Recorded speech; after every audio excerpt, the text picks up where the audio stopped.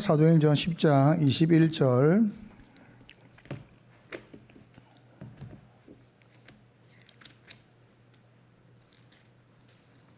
사도행전 10장 21절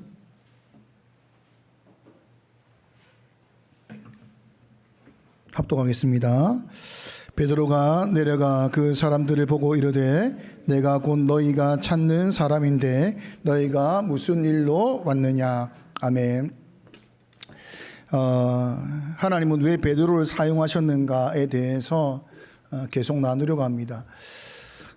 우리가 지난 시간 나눌 때에 베드로는 변화가 되었습니다. 그가 율법의 경계를 넘어서는 사람으로 고넬료 사건에 등장하고 있습니다. 이 변화를 설명할 때에 이러한 변화는 분명히 극적인 변화인데 이런 극적인 변화는 단번에 이루어진 것이 아니라 과정을 지나온 것이다 라는 것을 우리가 나누었습니다. 베드로의 이런 놀라운 극적인 변화는 예수님과 함께하는 긴 시간 동안 이루어진 서서히 과정을 밟고 이유 있는 시간을 보낸 과정에서 일어난 변화라는 것입니다. 여러분, 우리 인생 가운데 어떤 사람이 극적으로 변했다라고 이야기할 때에 그 극적인 변화를 한번 생각해 보십시오. 물이 99도까지는 변화가 없잖아요. 근데 100도가 되는 순간 우리가 볼 때는 갑자기 끓습니다. 이거는 극적이죠. 근데 그 100도에 이르기까지 1도부터 99도까지 이유 있는 과정을 밟아온 것입니다. 변화는 99도에서 100도는 극적인데 사실은 99도에 이르기까지 100도에 이르기까지 과정을 밟아온 것이지요. 그러니 사실 극적이다라고 말하는 것은 분명한 이전에 이유 있는 과정을 지나왔다라는 것을 말하는 것입니다. 이제 가을에 단풍이 물들고 있습니다. 얼마나 예쁜지 모릅니다. 차를 타고 가며 이제는 낙엽 본다고 운전에 좀 어려움이 있다 할 정도로 예쁘게 낙엽이 물들고 있습니다. 알록달록 여러 색채를 가지면서 여러 가지 모양으로 우리의 눈을 즐겁게 하고 있습니다. 여러분, 가을이 되면 날씨가 변하고 나무는 자연스럽게 더 이상 초록색을 띠는 엽록소를 만들지 않습니다. 만들지 않다 보니까 엽록소가 사라지니까 그 과정에서 다른 색소인 노랑과 주황과 빨강이라고 하는 색소가 드러나면서 아름다운 색채를 만드는 것입니다. 우리가 볼 때는 하루하루 가을의 날씨와 함께 산과 들이 극적인 변화가 일어나는 것처럼 보이지만 이유 있는 과정을 밟고 있는 것입니다. 나무가 계절에 따라서 이유 있는 과정을 밟아가고 있는 것이죠. 우리 눈에 볼 때는 극적이지만 과정을 지나가고 있는 것입니다. 우리의 인생도 과정을 지나고 있습니다. 성도가 부름받아 살아가는 삶은 분명히 이유 있는 과정을 지나가고 있는 것입니다. 하나님이 언제 쓰실지 모르는데 모든 순간이 이유 있는 과정입니다. 오늘도 여러분의 인생 가운데 이유 있는 과정을 지나고 있는 것입니다. 어제도 분명히 이유 있는 과정을 지나온 것입니다. 여러분, 과정에는 반드시 목적이 있습니다. 성도의 목적은 하나님의 나라와 그의 영광일 것입니다. 하나님께서 우리를 인도하실 때에 우리의 삶의 과정을 지나면서 이 목적에 꼭 맞는 사람으로, 하나님과 동행하며 동력하는 사람으로 우리를 만들어 가시는 인생의 과정을, 우리는 이유 있는 시간을 지금 우리가 지나가고 있는 것입니다. 베드로는 이 과정을 잘 지난 것입니다. 그가 선입견과 편견을 넘어서 복음의 사람이 되었고 1400년 동안 율법에 갇혀있던 유대인 중에서 견고한 율법주의의 경계를 넘어서는 사람으로 베드로가 서 있는 것입니다. 여러분, 우리도 베드로와 같이 이러한 삶의 과정을 지금 지나고 있다, 이런 것을 기억해야 됩니다. 의미 없는 하루가 없습니다. 의미 없는 오늘이 없다는 것입니다. 여러분의 인생의 모든 시간이 의미 있는 과정을 밟고 있는 것입니다. 아침이 되면 눈을 감고 오늘 하루를 생각해 보십시오. 의미가 있다는 것입니다. 열심히 사셔야 되는 것입니다. 의미 있는 삶을 의미 있게 사셔야 되는 것입니다. 왜냐하면 하나님께서 우리를 인도해 나가는 과정 속에 우리가 있기 때문이다. 이것을 기억하시기 바랍니다. 저는 이 사도행전 10장을 통해서 왜 베드로인가를 깨달은 부분이 세 가지였습니다. 지난주 한 가지를 했고 오늘 두 번째를 할 것이고 다음 주에 세 번째를 할 것입니다. 이 세 가지 모두가 다 있어야 하는 것입니다. 왜 베드로인가? 저는 이 세 가지 모두가 다 필요하다라고 생각을 합니다.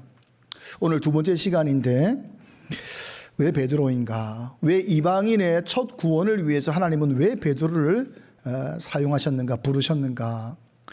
여러분, 베드로는 예루살렘에서 어떤 위치에 있는 사람이었는가라고 물어보면 우리가 보통 예루살렘 교회의 지도자였다. 두 명의 지도자가 있는데 한 명은 베드로이고 한 명은 예수님의 동생인 야고보이다. 이렇게 우리가 알고 있습니다.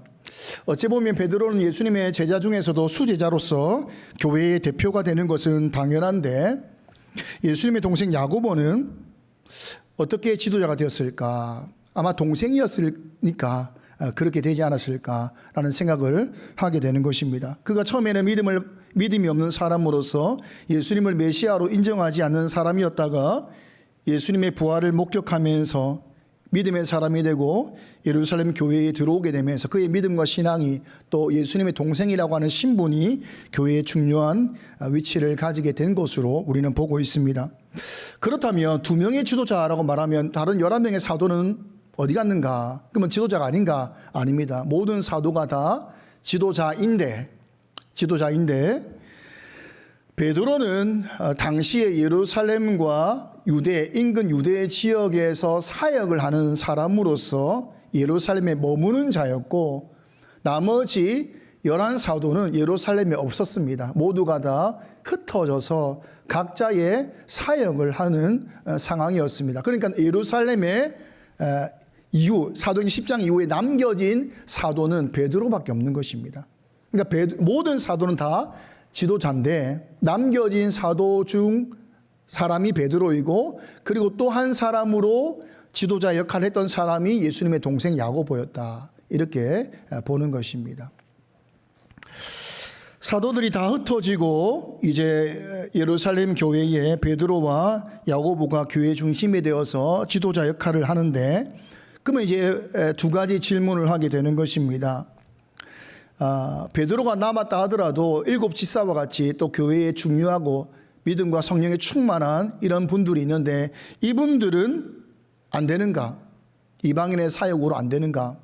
이런 질문을 하게 되는 것이고 두 번째 질문은 예수님의 동생 야고보도 있는데 왜 꼭 베드로인가? 라는 이 질문을 하게 되는 것입니다. 첫 번째 질문에 대한 답을 성경은 사도행전 8장에서 이미 사건을 통해서 우리에게 이야기해 주고 있습니다. 사도행전 8장 14절에서 17절까지 합독하겠습니다. 시작.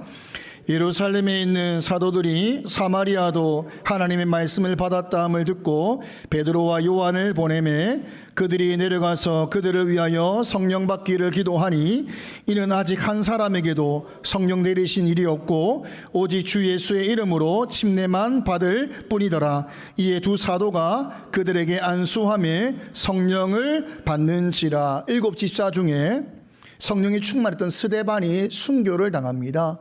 이 순교와 함께 교회에 큰 박해가 있었습니다. 이 박해로 말미암아 경건한 사람들이 스데반을 장사한 이후에 뿔뿔이 흩어지게 됩니다. 흩어진 사람들은 가는 곳마다 복음을 전파하게 되었고 스데반과 함께 7 집사로 뽑혔던 빌립은 사마리아 땅으로 가게 돼서 거기서 복음을 전하는데 놀랍게도 사마리아 성 많은 사람들이 하나님과 예수 그리스도를 믿는 믿음의 놀라운 역사가 일어나게 되는 것입니다. 그때 빌립이 믿는 자들에게 요한의 세례, 침례를 베푸는 것입니다. 세례를 베풀었다라고 말하고 있습니다. 여러분 지금 사도행전 2장부터 믿는 자들은 성령이 임하는데 놀랍게도 8장에서 믿었음에도 불구하고 성령은 임하지 않았고 빌립에 세례만 있었다라고 성경은 기록하고 있습니다. 이 과정에서 이 놀라운 소식을 예루살렘 교회에 전달하게 되고, 당시 예루살렘 교회에 머물러 있었던 베드로와 요한이, 이때는 요한이 있었거든요. 요한 사도가, 이 두 사람이 사마리아 땅으로 내려오게 되는 것입니다. 그리고 아직 세례만 받고 성령 받지 못한 이들에게 각 사람을 안수하여 성령 받기를 구하니, 놀랍게도 베드로와 요한의 안수를 통하여서 이들이 성령을 받았다라고 말합니다. 그러니까 성령을 받았다라는 것은 분명히 외적으로 어떤 나타난 현상이 있었겠죠. 뭐 방언을 했다든지 예언을 했다든지 어떤 현상이 있었을 것입니다. 그러나 그것이 중요하지 않기 때문에 사도행전 8장은 이것을 기록하지 않았습니다. 중요한 것은 베드로와 요한의 안수를 통하여 성령이 임했다가 핵심이라는 것입니다.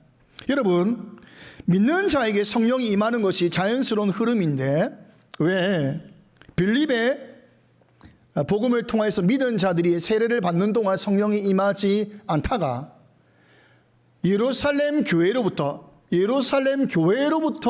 베드로와 요한 사도가 와서 안수를 할 그때에 갑자기 성령이 임하였는가? 이것은, 여러분, 사마리아 땅은 어떤 곳입니까? 유대인들과 사마리아는 원수된 곳입니다.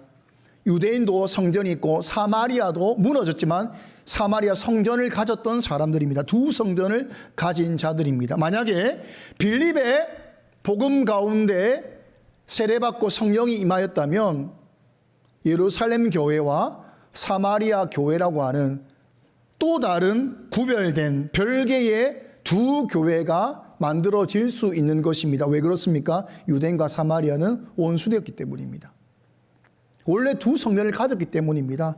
그러니까 자연스럽게 하나의 교회가 아니라 두 개의 교회로서, 별개의 교회로서 아마 이루어졌을 것입니다. 그러나 성령께서는 교회는 두 개일 수 없다는 것을 말씀하시는 것입니다. 그래서 빌립에 의해서 믿었으나 성령이 임하지 않다가 예루살렘 교회로부터 두 사도가 와서 안수할 때에 성령이 임함으로 예루살렘 교회나 사마리아의 교회나 다 동일한 하나의 교회다라는 것을 확증한 사건인 것입니다. 교회는 두 개일 수 없는 것입니다. 사마리아와 유대인이 원수라 할지라도 교회는 하나의 공동체만 존재하는 것입니다. 하나의 교회만 있는 것입니다. 결코 두 개의 교회가 존재할 수 없는 것입니다. 아무리 원수라도 그리스도 안에서 우리는 한 몸이다. 이것이 이 사건이 말해주고 있는 내용이 되는 것입니다. 에베소서 4장 4절과 5절을 합독하겠습니다. 몸이 하나요 성령도 한 분이시니 이와 같이 너희가 부르심의 한 소망 안에서 부르심을 받았느니라. 주도 한 분이시요 믿음도 하나요 침례도 하나요. 하나님은 몸이 하나다. 성령도 하나다. 부르심도 하나다. 모든 것이 하나다 라고 말씀하십니다. 성령은 우리를 하나 되게 하신다 라고 말씀하고 있는 것입니다. 우리가 작년에 나누었던 사도행전 나누면서 했던 하이데베르크 54문과 답을 함께 읽겠습니다. 시작. 거룩한 보편적 교회에 관하여 당신은 무엇을 믿습니까? 나는 하나님의 아들이 세상에 처음부터 마지막 날까지 모든 인류 가운데서 영생을 위하여 선택하신 교회를 참된 믿음으로 하나가 되도록 그의 말씀과 성령으로 자신을 위하여 불러 모으고 보호하고 보존하심을 믿습니다. 나는 지금 이 교회에 살아있는 지체이며 영원히 그러할 것을 믿습니다. 성령께서는 교회를, 여러분을 거룩하게 하시는데 어떻게 하시냐 하면 하나 되게 하십니다. 하나 되어 거룩하게 하십니다. 그러니까 우리는 하나 되기를 힘써야 되는 것입니다. 하나 되기를 힘써야 되는 것입니다. 성령의 중요한 사역이 하나 되게 하시는 것입니다. 성령 하나님을 경험하고 싶다, 성령과 동행하고 싶다, 성령을 느끼고 싶다 라고 한다면 여러분은 이 교회 안에서 하나 되기를 힘쓰시면 되는 것입니다. 왜냐하면 성령께서 일하시는 것이 하나 되게 하시도록 일하시기 때문에 내가 그분과 함께 하나 되기를 힘쓰면 성령의 역사를 함께 걸어가는 것입니다. 그러므로 빌립에 의해서 믿었으나 성령을 주실 수 있으나 그렇게 하지 아니하시고 베드로와 요한이 오기까지 성령 주심을 지연시킨 하나님께서 베드로와 요한에 의해서 성령을 주심으로 교회는 하나의 교회만 존재한다라는 것을 보여주신 것입니다. 저는 이 말씀을 우리에게 적용해야 된다고 생각을 합니다. 여러분, 교회가 하나의 교회만 존재한다라고 했을 때 우리가 가장 힘든 부분이 뭐냐면 교단과 교파입니다. 한국 교회는 교단과 교파가 서로가 서로를 어째 보면 비판하고 어째 보면 정죄하는 구조가 되어 있습니다. 여러분, 성령은 하나 되게 하시는 영이다 라고 말씀하고 있다는 것을 기억하면서 우리는 하나 되기를 힘써야 되는 것을 기억해야 되는 것입니다. 원수되었던 사마리아와 유대인조차도 성령께서 교회는 하나라 말씀하시며 한 몸 되게 하셨다면 교단과 교파로 인하여서 우리가 분열되는 것은 마땅히 조심해야 되는, 경계해야 되는 것이라는 것을 기억해야 됩니다. 여러분, 교단과 교파가 왜 이렇게 많이 생겼습니까? 첫 번째는 인간의 잘못이죠. 우리의 잘못입니다. 한국교회 많은 장로교회에 나타난 많은 교단들은 대부분 인간의 잘못으로 인하여서 분열된 것이 맞습니다. 그러나 단지 교단과 교파가 인간의 잘못으로만 생겨난 것은 아닙니다. 교단과 교파가 가지고 있는 복음의 강조점 안에서 성령의 다양한 사역을 다 담을 수 없기 때문에 생겨나기도 하다는 것입니다. 여러분, 예를 들어서 루터가 종교개혁을 할 때에 루터파의 핵심 강조점은 무엇입니까? 오직 믿음으로 의롭다 이 신칭이었습니다. 이것이 루터파가 가지고 있는 복음의 핵심 강조점입니다. 칼빈은 어떻습니까? 칼빈의 핵심은 하나님의 주권과 말씀입니다.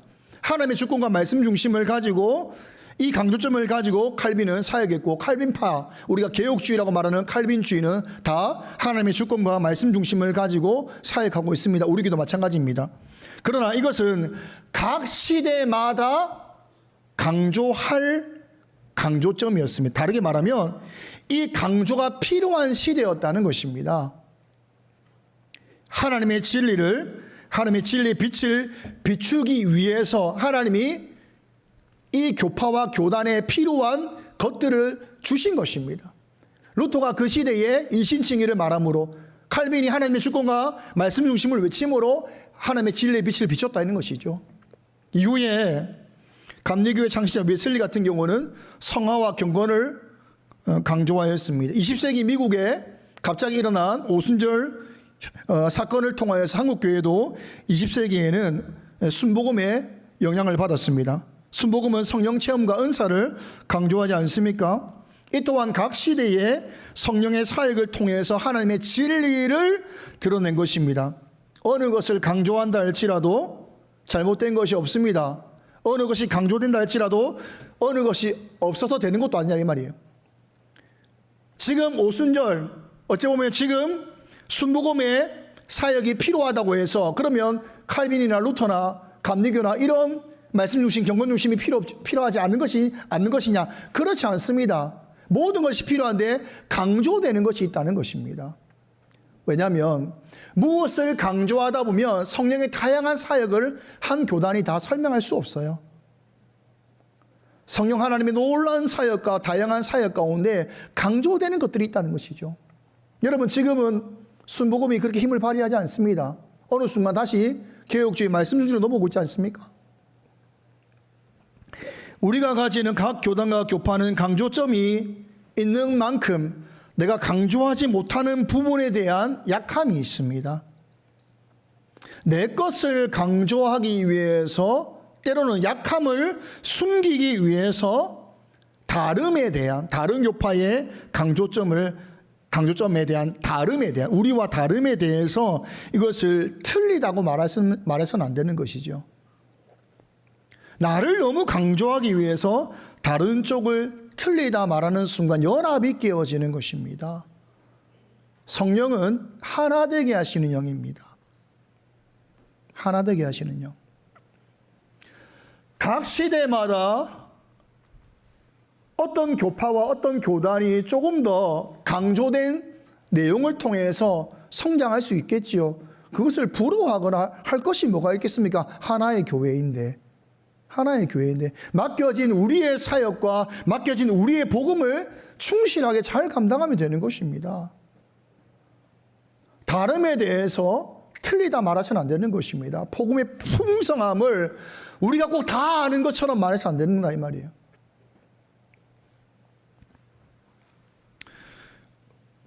하나님의 진리를 온전히 드러내시기 위해서 성령은 다양하게 활동하고 계시고 다양한 교파와 교단을 통해서 다양한 통로를 통해서 일하고 계시는 것입니다. 그러므로 우리가 진리가 아닌 것과는 연합할 수 없으나 다름에 대해서 강조점이 달라서 설명을 다르게 하고 관점을 다르게 하는 다름에 대해서는 분열해서는 안 되는 것입니다. 이것을 기억해야 됩니다. 다름을 인정하고 존중하고 사랑하고 성령께서 연합하신다고 하는, 그리고 이 연합을 통해서 이루시고자 하는 이 목적을 따라서 우리가 함께 연합에 힘써야 되는 것입니다. 이것을 기억해야 되는 것이죠. 성도들도 마찬가지입니다. 성도가 성도를 바라볼 때에 틀린 것 갖고 싸우는 게 없습니다. 왜요? 어떻게 틀린 게 존재합니까? 진리가 아닌 이상 틀린 건 없어요. 다른 거죠. 각자의 삶은 다 다름이지 틀렸다 말할 수 있는 것은 없습니다. 없어요. 우리는 다름을 가지고 살아갈 뿐입니다. 다름을 가지고서 우리가 서로가 서로를 정죄하거나 분열되거나 비판해서는 안 됩니다. 안 돼요. 성도는 성령께서 하나 되게 하시고 하나 되도록 우리를 부르신 것을 기억해야 됩니다. 원수된 사마리아와 유대인도 하나 되게 하셨는데 교회 안에 부름받은 우리가 원수도 아님에도 불구하고 다름을 인정하지 못함으로, 존중하지 못하고 사랑하지 못함으로 이 거룩한 하나의 공동체를 깨트려서는 안 되는 것입니다. 하나 되기를 힘써야 됩니다. 성령은 하나 되게 하십니다.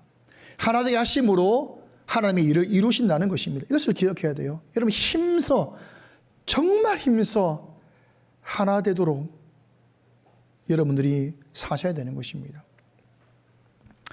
첫 번째 질문이었던 왜 베드로인가에 대한 설명은 이렇게 할 수 있는 것이지요.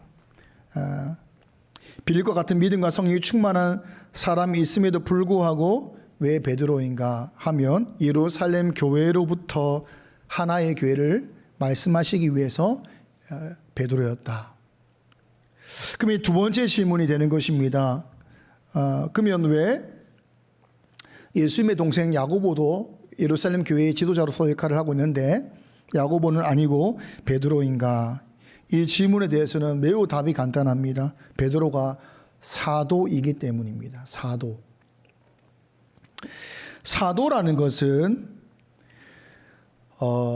매우 독특하고 특별한 직분입니다. 예수님 시대에 예수님의 제자로 부름받은 자들 외에는 그 누구도 사도라 칭함을 받은 자가 없고 그 이후에는 사도란 없습니다. 그러니까 초대교회의 시대에 딱 한 번 필요해서 하나님의 나라와 교회의 건설에 필요해서 주어진 일회적인 직분이 사도라는 직분입니다.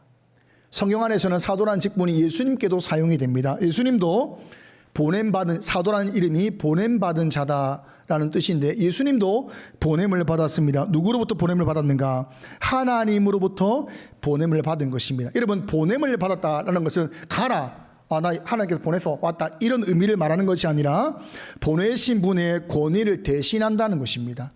예수님은 하나님을 대신하는 자로 보냄받은 것입니다. 이 말은 예수님께서 사도라 칭한 그의 제자를 파송할 때에 그 사도들은 누구의 권위를 대신하죠?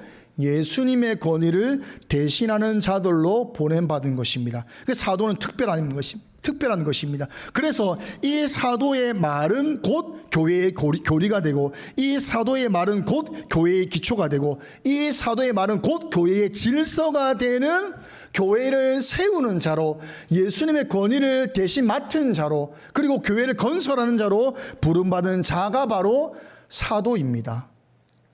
그러니까 교회가 세워진 이유에 필요 없는 거예요. 딱 그때 이례적으로 필요했던 직분이 바로 사도라는 것입니다. 그래서 사도의 말에는 권위가 있는 것입니다. 에베소서 2장 20절입니다. 합독하겠습니다. 너희는 사도들과 선지자들의 터 위에 세우심을 입은 자라.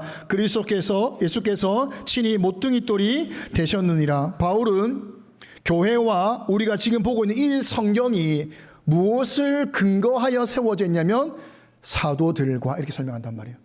사도들의 권위가 얼마나 권위가 있는지 성경의 권위를 가지는 사도들과 이렇게 시작을 하고 있는 것입니다. 교회가 어떻게 세워져 있는가, 말씀이 어떻게 세워져 있는가, 사도들의 권위 위에, 사도들의 터 위에 세우심을 받았다는 것입니다. 그러니 사도라는 직분은 초대교회 시절에 대단히 권위에 있는 특별한 직분이라는 것입니다. 이전에도 없고 이후에도 없는 교회를 위해 주어진 직분이 바로 사도라는 직분인 것입니다. 예수님의 동생은 넓은 의미로 볼 때는 사도의 범주에 들어갈 수 있을지 모르지만 직전에 예수님께 훈련받고 교육받고 했다라고 하는 이 좁은 의미의 사도의 직함으로 따지면 그 직함에 야고보는 들어가지 못하지요. 오직 그 직함에 들어가는 사람은 12제자밖에 들어가지 못하는 것입니다. 그래서 이 좁은 의미의 사도에 들어가지 못하기 때문에 늘 어려움을 당했던 사람이 누굽니까? 바울인 거예요. 이방인의 사도로 보냄을 받았지만 사람들에게는 이 좁은 의미의 사도로서는 부족한 거예요. 그러니까 평생에 사도권에 대한 논쟁을 할 수밖에 없는 사람이 바울입니다. 그러나 사도권의 논쟁이 전혀 필요 없는, 모든 사람이 인정하는 정말 교회의 기초요, 질서요, 교리요, 교회를 세우는 자다, 보냄받은 자다라고 공식화된 사람의 대표가 누굽니까? 베드로다 이 말입니다. 베드로. 그러니까 베드로가 하는 모든 것은 다 뭐가 되는 것이죠? 공식적인 것이 됩니다.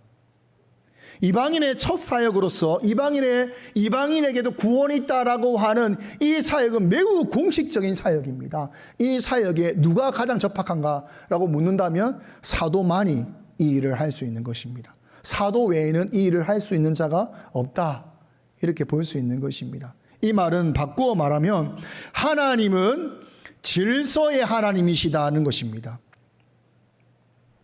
여러분, 빌립을 통해서도 얼마든지 성령을 주실 수 있잖아요. 그런데 그렇게 하지 않았습니다. 하나의 교회를 설명하시기 위해서 베드로와 요한이 와서야만 주셨습니다. 아니, 동생 야고보를 통해서도 분명히 이방인의 구원을 일으킬 수 있잖아요. 그런데 그렇게 하지 않았습니다. 왜 그렇습니까? 사도를 세우셨기 때문입니다. 보낸 사도를 통해서 교회를 세우겠다라고 말씀하셨기 때문입니다. 이것이 중요합니다. 여러분, 하나님이 질서의 하나님이라는 것을 잘 기억해야 돼요. 공동체를 세우는데 자꾸 교회 안에서 질서를 흐트립니다. 직분과 역할이 있는데 능력과 실력이 부족하다라고 말을 하면서 자꾸 정죄하는 쪽으로 가고 있어요. 그렇지 않습니다. 베드로가 탁월해서 쓰임 받은 것이 아니라 그가 사도였기 때문입니다. 사도였기 때문에 그를 공식적인 자리에 쓰신 것입니다. 교회에 직분이 있고 역할이 있습니다. 부족해도 괜찮아요. 하나님이 세우신 자를 통해서 그 역할과 질서를 따라서 반드시 일을 하십니다. 고린도 교회에 은사와 이런 능력들이 막 난무했습니다. 그러니까 사람들이 어떻게 하겠습니까? 나는 이런 은사도 있고 난 이런 능력도 있다, 이렇게 하면서 권위에 순종하지 않는 일들이 일어나는 거예요. 그때 바울이 뭐라고 고린도 교회에 편지를 합니까? 모든 것을 품위 있고 질서 있게 하라. 내가 예언도 있고 내가 능력도 있고 내가 실력도 있고 내가 권세도 있고 세상으로 말하면 돈도 있고 아무 의미가 없습니다. 교회는 하나님께서 세우신 직분과 역할을 따라서 질서 안에서 함께 세워져 가는 것입니다. 이것을 기억해야 돼요. 그래서 직분과 역할을 맡은 사람은 충성되이 잘 감당해야 됩니다. 또한 다른 사람이 그 역할과 직분을 감당할 때에는 옆에서 그 역할과 직분을 잘 감당하도록 협력하며 도와야 되는 것입니다. 내가 할 수 있는데 그런 거 없습니다. 하나님이 세우신 질서를 따라서 교회가 세워지는 겁니다. 능력과 실력이 아닙니다. 직분과 역할입니다. 이것을 잘 기억해야 돼요. 질서의 하나님이시다. 질서의 하나님이시다. 라는 것을 잘 기억해야 됩니다. 제가 말씀을 맺으면서 오늘 나누었던 두 가지를 다시 한번 여러분께 이야기하고자 합니다. 여러분, 왜 베드로를 사용하셨는가? 하나의 교회를 말씀하시기 위해서였다. 하나의 교회, 두 개의 교회가 없다. 여러분, 성령의 일하심을 경험하고 정말 성령 하나님과 동행하고 싶습니다. 어려울 게 없어요. 성령 하나님이 하시는 일을 함께 하면 됩니다. 뭡니까? 교회를 연합시키는 일입니다. 교회가 하나 되는 일에 내가 말과 행동과 삶과 모든 것을 교회가 하나 되어가는 일에, 거룩한 그 일에 함께 참여하면 됩니다. 그러면 성령께서 일하시는 것이 보이고 은혜가 주어지고 능력이 주어지는 것입니다. 두 번째 무엇이었습니까? 여러분, 질서 안에서 교회가 세워지고 있다는 것을 기억해야 됩니다. 아무렇게나 세워지는 게 아니에요. 실력과 능력이 아니라 직분과 역할입니다. 그 안에서 교회는 세워지는 것입니다. 하나님께서 그렇게 세우시는 거예요. 그래서 하나님이 세우신 질서를 따라 교회가 세워질 때에 가장 교회가 교회답게 세워집니다. 이것을 믿으셔야 되는 거예요. 우리 장로님 잘하시지, 우리 권사님 대단하시지, 우리 집사님 훌륭하시지, 그렇게 해야 되는 거예요. 실력과 능력으로 평가할 필요가 없어요. 주어진 역할을 이분이 어떻게 하면 더 충성되게 잘할까? 참 이 길을 가는 것이, 부르심을 받아 가는 길이 참 어려운 길인데 참 묵묵히 가는 이 길이 참 귀하다. 여러분, 뭐 도와줄 게 뭐가 있어요? 뭐 돈을 주겠어, 뭐 하겠어요? 말 한마디 하는 거예요. 말 한마디. 너무 감사합니다. 교회를 섬겨주셔서 너무 감사합니다. 우리를 섬겨주셔서 너무 감사합니다. 뭐 어려울 게 뭐가 있겠습니까? 함께 세워져 가는 겁니다. 오늘 우리가 왜 베드로였는가를 나누면서 하나님이 어떤 분이신가를 나누고 있는 겁니다. 여러분, 하나님이 하시는 일을 함께 하는 것이 하나님과 동행하는 것이고 하나님을 만나는 것입니다. 저는 오늘 왜 베드로였는가 두 번째 시간을 나누면서 여러분들이 오늘 말씀을 따라서 질서를 따라 살아가고 또 연합에 힘쓰며 살아갈 때 이전과 다른 하나님을 경험하고 은혜를 경험할 줄 믿습니다. 이 길에 함께 참여하기를 간절히 소망합니다. 찬양하겠습니다. 꽃들도 함께 찬양하겠습니다.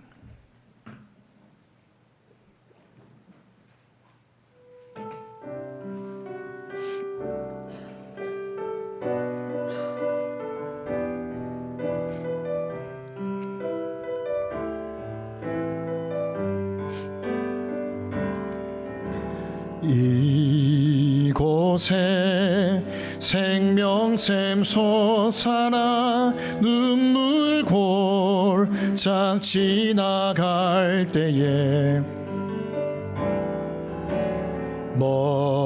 멋잖아 열매 맺히고 웃음소리 넘쳐나리라. 그날에 하늘이 열리고 그날에 하늘이 열리고 모든 이가 보게 되리라. 마침내 꽃들이 피고 영광의 주가 오시리라. 꽃들도 구름도 바람도 넓은 바다도 찬양하라 찬양하라 예수를. 하늘을 울리며 노래해 나의 영혼아.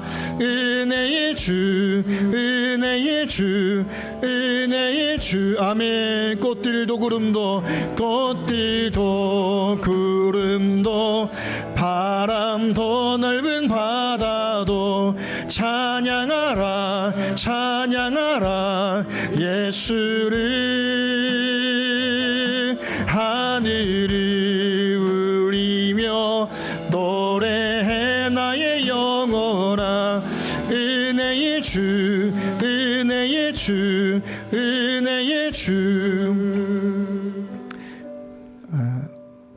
자신의 삶을 너무 옳다라고 이야기하면 다른 사람을 부정할 때가 있습니다. 내가 가진 것을 너무 바르다라고 말하면 다른 사람이 바르지 않게 보일 때가 있습니다. 여러분, 우리가 품는 자로 부름받았잖아요. 품는 자로. 다 품어서, 원수까지 품어서 하나 되는 자로 부름받았잖아요. 진리가 아닌 것 외에는 다 품어야 되는 것이잖아요. 기도할 때 하나님, 연합에 힘쓰는 거룩한 성도 되기를 원합니다. 교회를 시작할 때에 교회가 하나일 수밖에 없기 때문에 온수된 사마리아도 너희는 하나의 교회다, 그리스도 안에서 한 몸이다 라는 것을 선포하셨는데, 우리가 작은 다름으로도 우리가 서로를 정죄하고 나와 함께 할 수 없는 사람인 것처럼 말하고 있는 것은 아닌가. 연합에 힘쓰는 사람 되겠습니다. 성령께서 연합하는 영이신데, 하나 되게 하시는 영이신데, 거기에 동참함으로 성령님과 함께 걸음을 걷겠습니다. 기도하고 질서의 하나님을 믿습니다. 질서 안에서 주어진 역할을 감당하고 또 협력하며 동력하는 자 되겠습니다. 이런 기도를 함께 드리겠습니다. 기도하겠습니다.